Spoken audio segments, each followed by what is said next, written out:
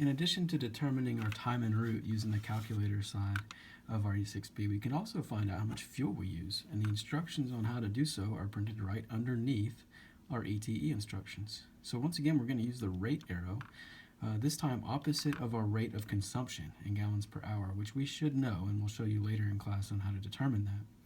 Then we'll go outer and inner again, so time on the inner and then the outer would be total gallons used. So we're going to demonstrate this using some random data sets.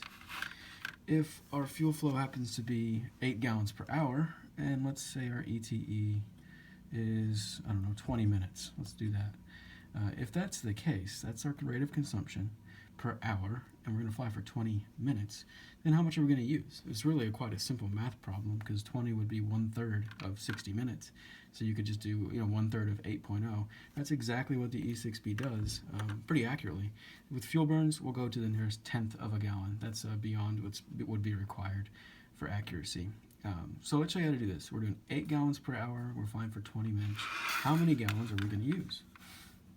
So we're going to set gallons per hour opposite of our rate arrow. Once again, it makes sense. Rate being our rate of consumption is 8.0. So we're going to set that. Again, it's 80, but we're counting that as 8.0.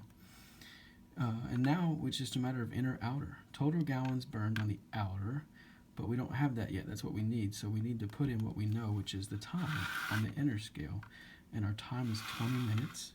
So on the inside scale, we're going to go around and look for 20 on the inner scale, which looks to be here. And now we come outside to see how much fuel we've used. Now, there's 25, there's 26, there's 27. Question being, do you think we've burned 27 gallons of fuel? It could be 270, it could be 27, it could be 2.7. In this case, the logic would add up that that's actually 2.7 gallons if you're burning 8 in an entire hour. So our fuel used would be 2.7 gallons there.